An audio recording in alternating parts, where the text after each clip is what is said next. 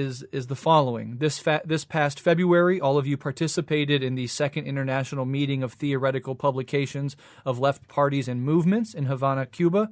Can you talk about that event, what the goal was, and what the main themes of discussion were? Yeah, absolutely.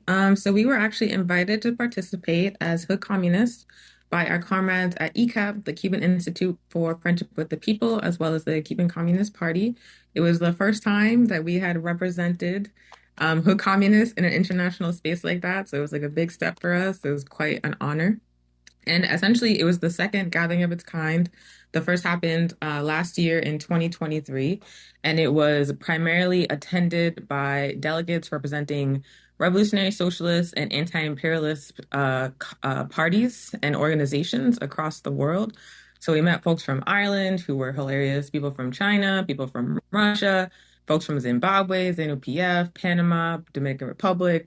So people from all over the world who came together in that space to develop a collective strategy for how to use our platforms to engage the struggle against imperialism, recognizing that mainstream news media, mainstream news platforms are controlled by the enemy, controlled by the ruling class, recognizing that they have a far greater reach than our individual organizational outlets. We recognize a need for coordination across borders, across political tendencies, to be able to combat like the massive reach of the enemy. And so that was really the focus of the conference, across political tendencies, across borders, across organizations, developing a collective and coherent strategy for combating imperialist propaganda, but also like proactively sharing our revolutionary socialist and anti-imperialist narrative. Lots of discussion about combating sectarianism and dogmatism, and also a big focus on solidarity with the Palestinian national liberation struggle. Mm. Eric or Musa, do you have anything to add to that? I think Onye did a wonderful job of summarizing it.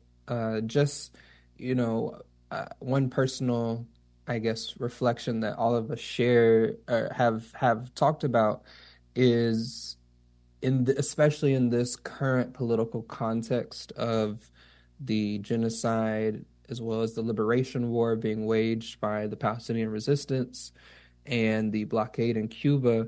It was wonderful to be in a room of all of these media workers and organizers from around the world who all agreed that imperialism is the primary objective and that we were all struggling against imperialism in all of our different localities. It wasn't like what we often have to do in the US among the left, where we have to even get to the point of all being united around being anti-imperialist.